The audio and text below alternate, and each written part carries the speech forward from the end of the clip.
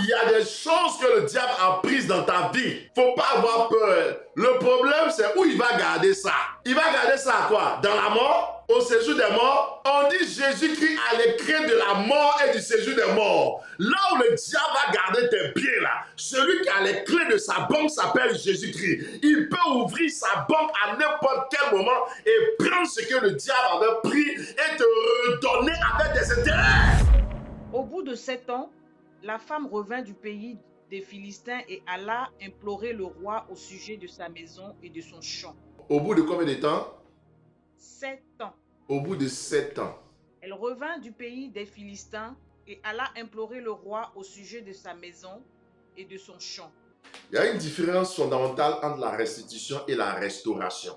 Quand on parle de restauration, c'est que quelque chose que tu avais, que tu as perdu, on ramène la chose. Ça, c'est la restauration. Quand on parle de restaurant, c'est quoi? Un restaurant, c'est quoi? C'est quoi un restaurant? C'est là où on restaure. Un restaurant, c'est ce qui nous restaure. Pourquoi on parle de restauration quand on va dans le restaurant? Qui va dans le restaurant? Il est dans quel état celui qui va au restaurant? On va faire au restaurant. On a faim, non? On va manger. Ouais. C'est quoi la faim? C'est le désir de manger quelque chose, c'est pas ça? Comment la faim vient? C'est qu'on a un manque. Quand on parle de manque, ça veut dire quoi? C'est que la chose était en nous et puis c'est parti, c'est pas ça? Mon fils me manque, veut dire il était avec moi, maintenant je ne le vois plus. C'est la même chose que la soif. La soif, c'est un désir de boire. Mais ça veut dire que l'eau était en toi et puis l'eau est partie, non? Donc quand tu as soif, c'est un message qui te dit que, il y avait l'eau en toi, mais l'eau est partie. Il faut aller chercher l'eau qui était en toi. Quand tu as faim, c'est un message de ton corps qui te dit qu'il y avait la nourriture qui était en toi, mais c'est parti. Va chercher pour remplacer. Donc, ce qui était en toi qui est parti là, c'est ça que tu ramènes en toi. C'est ça, on parle de restaurant, restaurer. Restaurer veut dire la chose était en toi, c'est parti et tu ramènes la chose pour occuper la place qu'elle avait. Mais c'est différent de la restitution. Restitution veut dire, non seulement il y a la restauration, mais on tient compte du temps perdu. Le temps pendant lequel tu as perdu la chose qui était en toi. Et on doit calculer tout ça et te donner ça avec des intérêts, avec des bonus. Quelqu'un n'a pas compris. Restitution veut dire, le diable m'a volé quelque chose. Il ne vient pas juste me donner la chose. Il me donne la chose plus les intérêts. C'est la restitution qui établit vraiment la justice de Dieu, pas la restauration. Tu peux être restauré, mais tu peux encore marcher sous l'injustice. Quelqu'un t'a pris quelque chose.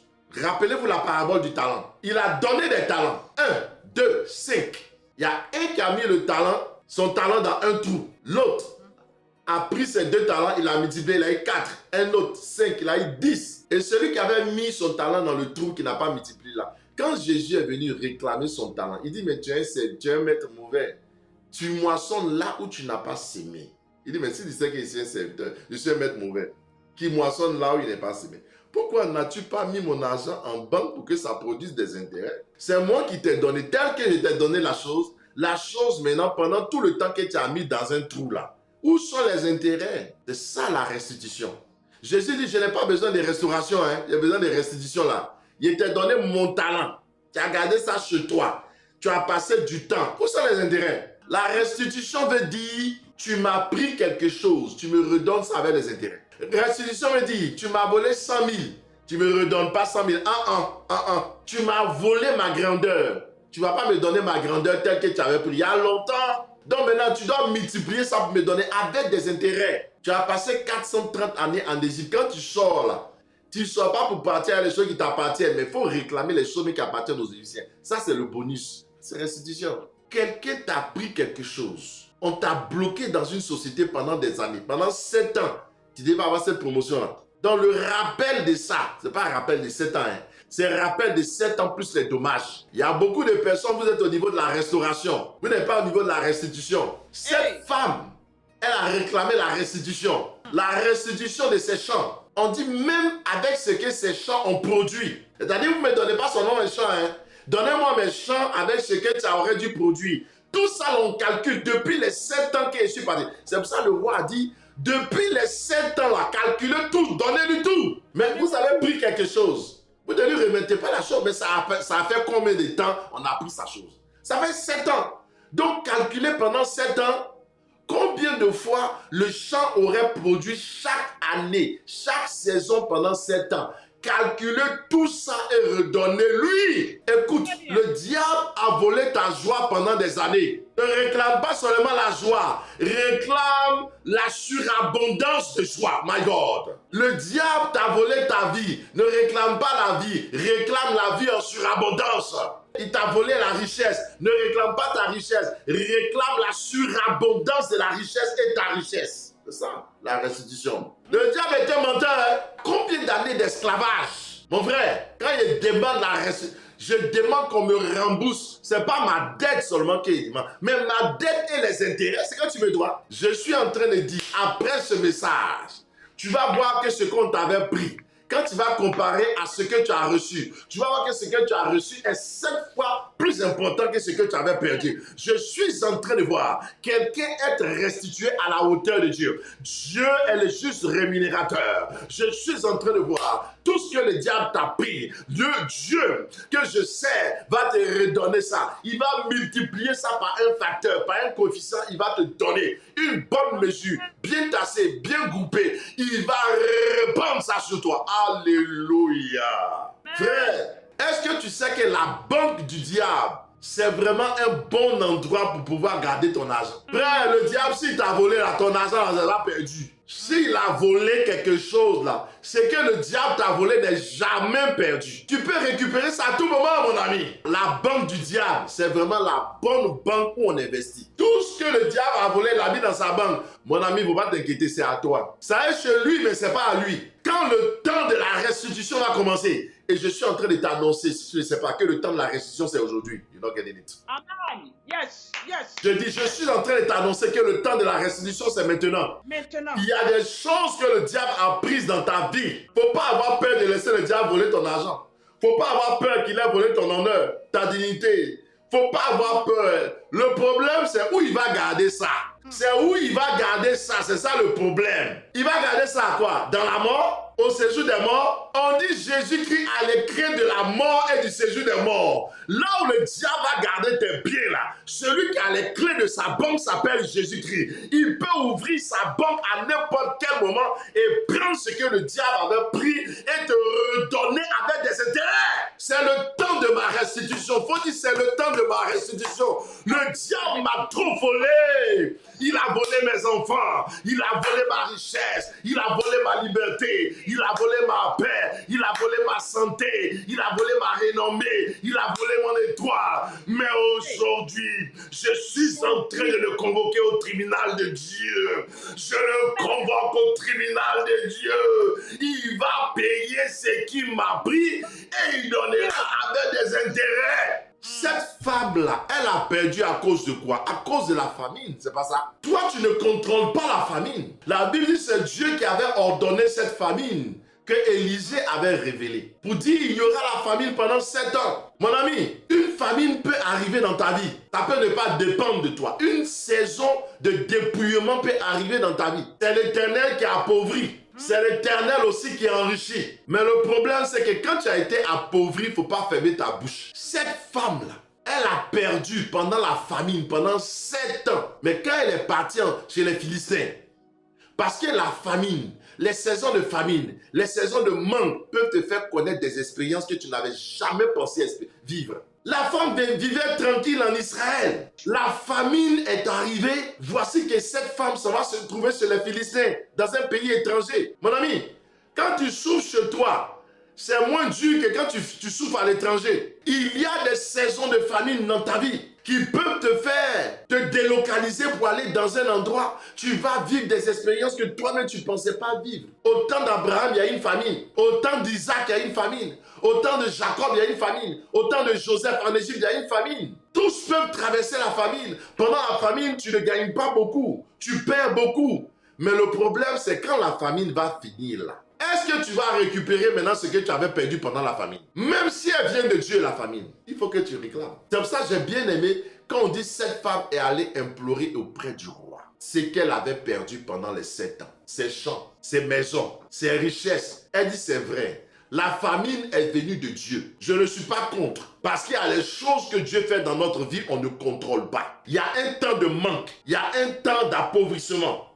Un temps de disette. Un temps d'abaissement. Oui, ces choses-là peuvent arriver. Mais il y a aussi un autre temps, une autre saison d'abondance. Une autre saison de gloire, une autre saison d'élévation, une autre saison de richesse, une autre saison d'intronisation. Quand la saison de manque arrive, je traverse le manque. Mais quand la saison d'abondance arrive, je dois aussi vivre l'abondance. Je ne peux pas seulement vivre le manque dans toute ma vie. Je ne peux pas vivre seulement la pauvreté. Je ne peux pas vivre seulement l'abaissement. Il y a un temps d'abaissement, il y a un temps aussi d'élévation. Il y a un temps de pauvreté, il y a aussi un temps de richesse. Il y a un temps d'humiliation, il y a aussi un temps de gloire. Il y a un temps de disette, il y a un temps d'abondance. Mais c'est quel est cet évangile que tu vis? Tu as toujours des problèmes, tu luttes toujours, tu souffres toujours, mais un temps doit arriver où tu dois te lever pour réclamer les choses que tu as perdues. Je suis en train de révolter quelqu'un. Est-ce que tu te trouves dans le temps où tu dois réclamer la restitution pour toi? Il y a un temps, il y a une saison, tu dois réclamer à Dieu ce qu'on t'a pris. Tu dois réclamer au royaume ce que le royaume t'a pris. Réclame à Dieu ce que Dieu t'a pris. Réclame au royaume ce que le royaume t'a pris, réclame au diable ce que le diable t'a pris, réclame aux hommes ce que les hommes t'ont pris. Je suis en train de voir que le temps de la restitution est arrivé pour toi. Le temps de la restitution est arrivé pour toi. Oh, alléluia. Proverbe chapitre 6, verset 30 à 31. Que dit la parole? Ce n'est pas pour innocent le voleur qui dérobe pour satisfaire son appétit quand il a. Si on le trouve, il fera une restitution au septuple. Il donnera tout ce qu'il a dans sa maison. Oui, tu vas voler, mais c'est à mon avantage, mon ami. On dit celui qui te vole, là, quand il vole, on ne peut pas le blâmer parce qu'il a faim quand il a volé.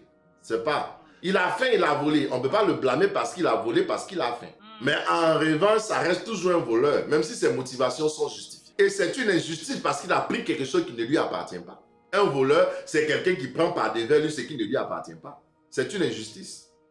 Alors, mais on dit si on le prend, si on l'attrape, si on le retrouve, si on le saisit, alors il va rembourser 7 fois ce qu'il a pris. Et on va piller le contenu de sa maison. Vous savez, les voleurs, ils ont toujours beaucoup de choses dans leur maison. On dit il va rembourser 7 fois ce qu'il a pris, non, c'est pas ça. Relis le verset là bien, ils vont bien comprendre. Si on le trouve, il fera une restitution au septuple. Regardez, ça veut dire que si on le trouve, le voleur là, il va rembourser 7 fois ce qu'il a pris, c'est pas ça? Donc ce qu'il a pris là, il va rembourser 7 fois. Maintenant, tu vas voir qu'il y a ce qu'il a pris et puis il y a ce qu'il n'a pas pris de toi. Écoute-moi bien. Quand il va chez un voleur dans sa maison là, tu vas trouver ce qu'il a pris de toi, mais tu vas trouver les choses qu'il n'a pas prises de toi, qu'il a pris chez d'autres personnes. Écoutez-moi bien, hein? Écoutez-moi bien. Quand le voleur t'a volé quelque chose là, c'est qui est à toi qu'il a pris là, ça tu sais. Je sais. Au temps de la restitution, il va te donner 7 fois ce qu'il a pris de toi. Mais Dieu dit ça ne suffit pas, il ne faut pas t'arrêter là. Maintenant, regarde dans sa maison, il y a des choses qu'il n'a pas prises de toi. Ah, you're not getting it. Tu n'as pas compris. Tu n'as pas compris. Il y a des choses qu'il n'a pas prises de toi. Ça, il a pris ça chez d'autres personnes parce que lui, c'est un voleur. Dans sa maison, c'est une caverne d'Ali Baba, les voleurs. Il y a beaucoup de choses. Il y a des pirugeoires, il y a marmite, il y a couteau, il y a l'argent, il y a voiture. Ils volent tout ce qu'ils trouvent. Mon ami, quand tu arrives là-bas, là, tu prends 7 fois. 7 fois ce qu'il t'avait pris. Maintenant, tu regardes ce qu'il avait pris qui ne t'appartenait pas là. Qui est dans sa maison, là, on dit maintenant tu peux prendre ça encore. Hey, ce qui t'arrange, c'est ce que tu prends. Faut pas aller prendre les caleçons, hein. Il y a pacotille chez voleur aussi. Tu prends pas. Prends ce qui t'arrange là. Les choses qui sont en argent, les choses qui sont en or, le diamant, les choses de valeur qui n'étaient pas à toi. Mais au temps de la restauration, au temps de la restitution, Dieu te donnera même les choses qui n'étaient pas à toi. Tant pis pour ceux à qui ces choses appartenaient qu'on a volé, qui n'ont pas réclamé.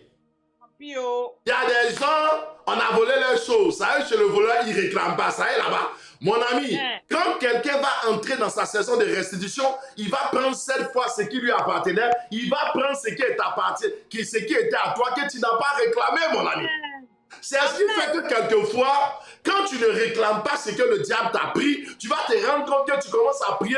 Donne-moi, c'est déjà trop tard. Et tu te rends compte que tu pries, mais tu ne reçois pas ce qui était caché sur le diable. Parce que quelqu'un a déjà pris ça. Dans son temps de restitution. Les voleurs là, vous savez que quand ils volent beaucoup de choses, les policiers arrivent là et puis on vient prendre ce qu'ils ont pris là. Est-ce que vous savez que les voleurs prennent, les policiers là, souvent ils prennent ce qu'ils ont pris, même ce qu'ils n'ont pas pris. Il y a la drogue, mais il y a l'argent, tout ça. Ils sont partis pour aller saisir la drogue. Hein. Mais quand ils ont saisi la drogue, ils ont vu l'argent. Tu crois qu'ils vont laisser l'argent? Tu crois qu'ils vont laisser l'argent? On dit lui là, c'est un voleur, il a volé l'argent. On dit celui-là, c'est un dealer de drogue. Il a volé la drogue. Il a stocké la drogue chez eux. Quand les gens de la DAE aux États-Unis s'en vont là, ils tombent, ils font une descente, ils s'en vont prendre la drogue. Mais il y a l'argent là-bas. Tu crois qu'ils vont laisser l'argent là? Ils sont fous pour laisser l'argent là. Ils vont prendre la drogue et l'argent. Je suis en train de dire, toi, dans ta restitution, tu vas recevoir des maisons pour lesquelles tu n'as pas travaillé. You know getting it. Dans ta restitution, tu vas recevoir des choses qui ne t'appartenaient pas. Dans ta restitution, Dieu va te donner non seulement ce que tu avais perdu, il va multiplier pour te donner, mais il va te donner même les choses que tu n'avais pas au préalable. Tu vas connaître une nouvelle expérience. C'est pour ça qu'il dit le diable est bête. Hein? Quand il t'a volé, il t'a mis dans une position où tu peux recevoir de nouvelles choses. Dieu est sur le point de faire de nouvelles choses. Ça, ce sont les nouvelles choses. Des choses qui n'étaient pas dans ta vie avant, qu'on va ajouter à ta vie. Si quelqu'un a dit Amen, ça commence à venir dans ta maison. Si tu as dit Amen, les choses pour lesquelles tu n'as pas travaillé commencent à venir. Un mari va commencer à venir apparaître. Une femme va apparaître. Une maison va apparaître. Une gloire va apparaître. Une richesse va apparaître. Les choses pour lesquelles tu n'as pas travaillé, tu vas récupérer ça chez le diable. Oh, alléluia. Amen. Nombre chapitre 5, verset 5 à 8. Voilà. Nombre chapitre 5, verset 5 à 8. Lis plutôt ce passage. L'Éternel parla à Moïse et dit, Parle aux enfants d'Israël. Parle aux enfants d'Israël. Lorsqu'un homme ou une femme péchera contre contre son prochain en commettant une infidélité à l'égard de l'Éternel et qu'il se rendra ainsi coupable, il confessera son péché et il restituera dans son entier l'objet mal acquis en y ajoutant un cinquième. Il le remettra à celui envers qui il s'est rendu coupable. Voilà. Quand quelqu'un va pécher contre toi, il va prendre quelque chose qui t'appartient. On dit qu'il va rembourser l'objet entièrement et il va y ajouter un cinquième. Qui a volé ça? La personne qui a volé. Qui va venir te remettre ça? Le voleur. Voilà. Le voleur qui t'a volé quelque chose là, c'est lui qui doit venir te remettre. Tu n'as pas compris, hein? Je dis, quand le temps de la restitution arrive là, celui qui t'a dépouillé là, c'est lui qui va venir te donner. La main qui t'a volé là, c'est cette main qui va venir te donner ça. La main qui t'a dépouillé là, c'est cette main qui va venir te donner ce que tu as perdu. La main qui t'a volé là, c'est cette main qui va venir te rembourser. Je suis en train de dire, la main qui t'a dépouillé, c'est cette main qui va venir te donner la chose. Je suis en train de dire, c'est pas quelqu'un d'autre, hein? La main qui t'a volé là, c'est cette main qui a été remboursée. Je suis en train de voir une main qui est rentrée dans les ténèbres pour voler les choses. Cette même main de la sorcellerie va venir te redonner les choses. Je suis en train de te dire, oh, la main qui a volé, c'est la main qui va rembourser. La main qui a dépouillé, c'est la main qui sera dépouillée. Je suis en train de voir une main noire rentrer dans ta vie. Elle t'a dépouillé, elle a pris des choses, elle t'a volé. Mais je suis en train de voir la même main revenir vers toi. Dans le sens inverse, elle est venue prendre un repas, elle va venir donner. Je suis en train de dire, le même mouvement ne fera pas la même chose. Le mouvement qui a volé va revenir, le même mouvement va restituer. Je suis en train de voir un mouvement de restitution qui vient. Une main de restitution qui vient vers toi. Je dis, on te restituera les choses qu'on a prises. Les années dévorées par les sauterelles, par les criquets. Je dis, c'est le temps de la Pentecôte. À la Pentecôte, Dieu restitue le temps. Car la Pentecôte, c'est la fête de la moisson. Or, quand il y a la moisson, c'est que le temps est un allié pour la production. Je suis en train de dire à quelqu'un, Dieu va te restituer la main qui t'avait dépouillé. C'est la main qui va te redonner les vêtements. La main qui avait pris ta gloire, c'est la main qui va te redonner la gloire. La main qui avait pris tes vêtements, c'est la main qui va te donner la gloire. Je suis en train de dire à quelqu'un, écoutez-moi bien, ce sont les centurions qui ont enlevé le vêtement de Jésus, qui a enlevé le manteau de Jésus. Ce sont les mêmes centurions qui ont pris une couronne de pile, qui ont mis sur sa tête. Je suis en train de dire, ceux qui t'ont déshabillé, ceux qui t'ont humilié, ce sont ceux-là qui vont te glorifier, ce sont ceux-là qui vont te célébrer. Et les bandits, les brigands, tous ceux-là, les centurions, assurément cet homme était le Fils de Dieu. Je dis, la main qui t'a appauvri, la main qui t'a abaissé, la main qui t'a dépouillé, la main qui t'a humilié, la main qui t'a déshabillé, c'est la main qui va te rhabiller. La même main qui t'a abaissé, c'est la même main qui va t'élever. La même main qui t'avait dépouillé, c'est la même main qui va te combler. Si quelqu'un est le propriétaire de cette parole, écrit Amen cette fois et reçoit la bénédiction.